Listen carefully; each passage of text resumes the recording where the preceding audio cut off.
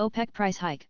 Trump's trade war fears send oil prices into free fall. Oil prices slumped on Monday after OPEC countries announced a production hike despite oversupply concerns and growing fears that U.S. President Donald Trump's trade war could weaken demand. Stock markets were mixed in holiday-thin trading ahead of U.S. and British central bank decisions later in the week. Saudi Arabia, Russia, and 6 other members of the oil cartel announced over the weekend an output increase of 411,000 barrels a day for June, a month after a similar move had already caused prices to fall. The price of crude has also been sliding because of fears of a global economic slowdown on the back of Trump's tariff onslaught. The OPEC move confirms a stark turnaround away from the production cuts that have persisted since 2022, said a Deutsche Bank research note. Oil prices fell almost 4% before paring back some losses.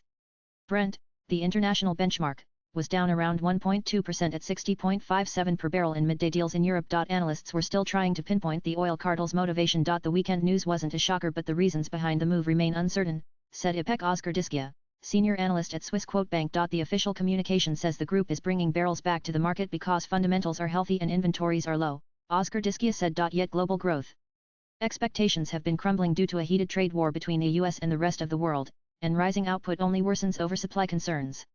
So the real reason must be something else, she added. She said some argued that the Saudis were punishing OPEC members who had not complied fully with the previous policy of cutting production. Other theories include that Trump has pressed for lower oil prices to hurt Russian finances and speed up the end of the Ukraine war, or that Riyadh wants to push out US shale businesses and increase its market share. We don't know for sure.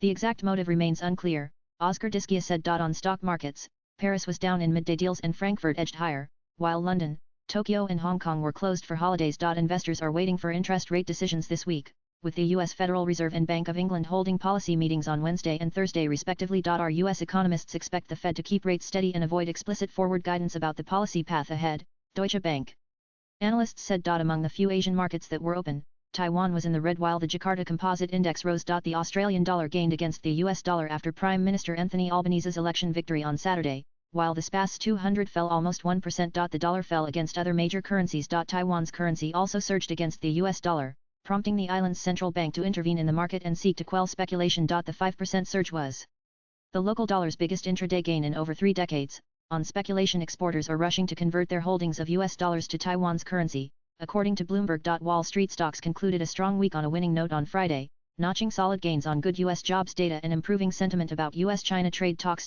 Swipe left for next video and latest blogs.